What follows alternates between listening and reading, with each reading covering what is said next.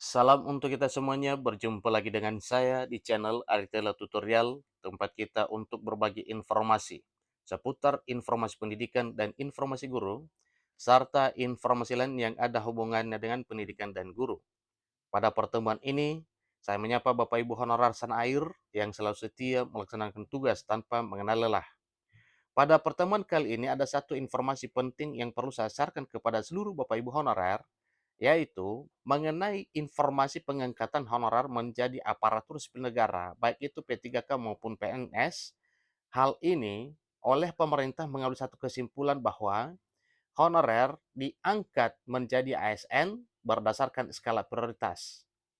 Jadi, dalam hal pengangkatan honorer jadi ASN berdasarkan skala prioritas, ini dinilai lebih baik. Nah, Bapak Ibu, bagaimana kesimpulannya dan kenapa bisa dinilai lebih baik pengangkatan honorer berdasarkan skala prioritas ini? Simak video ini sampai selesai, jangan ketinggalan informasi. Dan bagi Bapak Ibu yang sedang menonton, demikian dengan Bapak Ibu yang mungkin baru menemukan video melalui channel ini, dukung dengan cara like dan subscribe, share, dan komen, serta nyalakan tombol notifikasinya supaya semua informasi yang disalurkan melalui channel ini selalu update di layar Bapak Ibu. Langsung pada informasinya. Pasca penghapusan tenaga honorer, pengangkatan honorer menjadi ASN skala prioritas dinilai lebih ajit. Nah, ini satu pertanyaan Bapak Ibu ya, apakah? Bagaimana jawabannya? Ikuti informasi ini.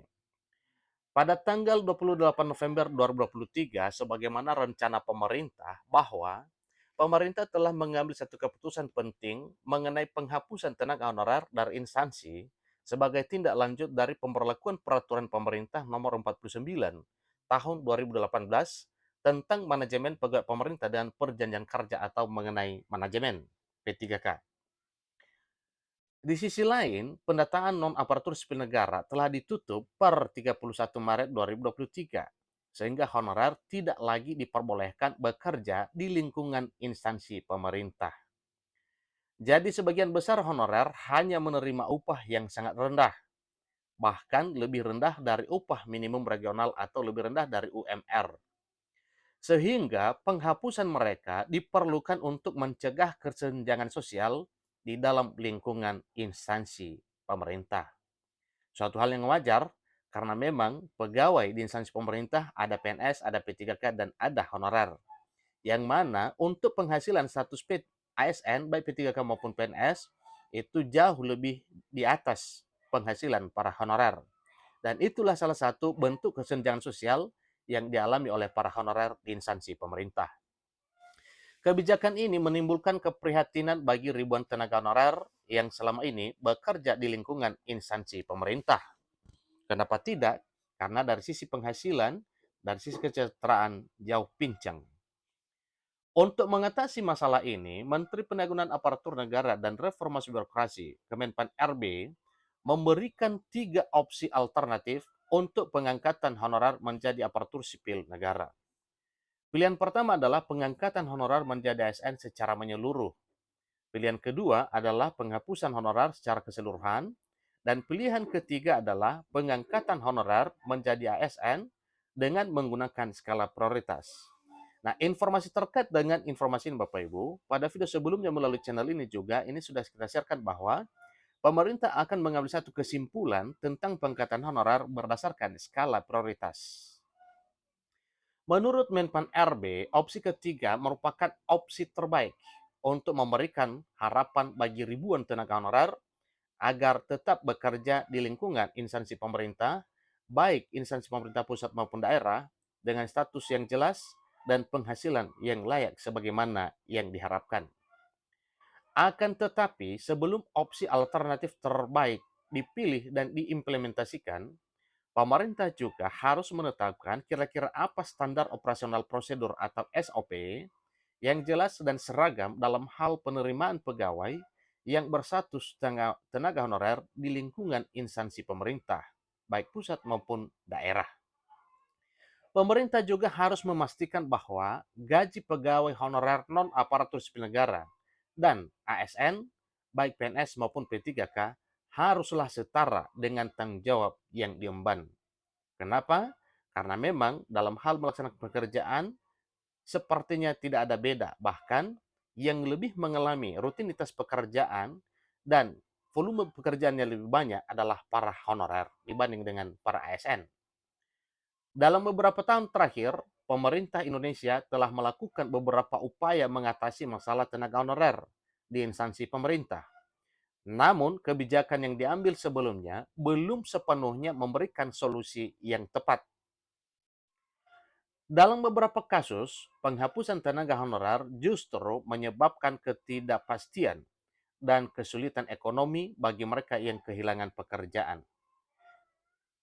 Oleh karena itu, keputusan Menteri Penanggulangan Aparatur Negara dan Reformasi Birokrasi, Kemenpan RB, untuk memilih opsi ketiga, yaitu pengangkatan honorer menjadi ASN dengan skala prioritas. Hal ini merupakan solusi yang lebih realistis dan lebih tepat. Dengan opsi ini, pemerintah dapat mempertimbangkan faktor-faktor seperti masa kerja, kualifikasi pendidikan, dan kinerja untuk menentukan siapa yang memiliki prioritas untuk diangkat menjadi aparatur sipil negara. Hal ini akan membantu menjamin bahwa pengangkatan tenaga honorer menjadi aparatur sipil negara dilakukan secara adil. Selain itu juga, pemerintah juga perlu memperhatikan kira-kira bagaimana aspek pendidikan dan pelatihan untuk para tenaga honorer yang akan diangkat menjadi aparatur sipil negara. Tentunya, pendidikan dan pelatihan ini sangat dibutuhkan untuk memantapkan sumber daya manusia, dalam arti SDM para honorer ini seketika diangkat menjadi aparatur sipil negara. Dalam rangka meningkatkan kualitas pelayanan publik, para pegawai ASN harus memiliki pengetahuan dan keterampilan yang memadai. Jadi, oleh karena itu, pemerintah harus menyediakan program pelatihan dan pengembangan bagi tenaga honorer yang akan diangkat menjadi aparatur sipil negara. Dengan program pelatihan yang tepat, tenaga honorer dapat meningkatkan kualitas diri bagi mereka dan mempersiapkan diri untuk mengemban tugas dan tanggung jawab sebagai pegawai aparatur sipil negara. Selain itu, pemerintah juga perlu memperhatikan faktor penghargaan dan motivasi bagi para pegawai ASN, termasuk para tenaga honorer yang telah diangkat menjadi ASN. Upaya untuk meningkatkan kesejahteraan dan penghargaan bagi para pegawai ASN akan membantu meningkatkan kinerja mereka dan memperkuat integritas lembaga pemerintahan. Dalam hal ini, pemerintah dapat memberikan berbagai insentif seperti bonus kinerja, tunjangan kesejahteraan, dan fasilitas lainnya yang dapat meningkatkan motivasi para pegawai.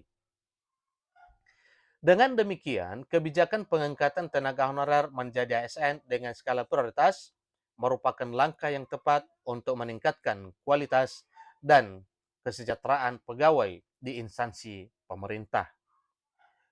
Sebelum hal ini terlaksana, maka pemerintah harus memiliki kepastian bahwa kebijakan ini dilaksanakan dengan baik dan adil dengan memperhatikan berbagai faktor seperti standar operasional prosedur yang jelas, pendidikan dan pelatihan, serta penghargaan dan motivasi bagi para pegawai. Dengan upaya yang tepat, diharapkan kebijakan ini dapat membawa dampak positif bagi pelayanan publik dan kesejahteraan para pegawai di instansi pemerintah. Kemudian, pemerintah juga harus memastikan bahwa gaji pegawai non-ASN dan ASN baik PNS maupun P3K harus setara dengan tanggung jawab yang diemban. Dengan demikian, kebijakan ini akan memberikan dampak positif bagi seluruh pegawai di lingkungan instansi pemerintah dan meminimalisir kesenjangan sosial. Jadi itu adalah salah satu upaya untuk meminimalisir kesenjangan sosial, yaitu dengan memberlakukan penyetaraan kesejahteraan. Selain itu juga penting untuk memberikan pelatihan dan membangun kompetensi bagi tenaga honorer yang akan diangkat menjadi ASN. Hal ini akan membantu mereka juga dalam hal menjalankan tugas dan tanggung jawab sebagai aparatur sipil negara yang lebih kompleks dan berbeda dari tugas sebagai tenaga honorer.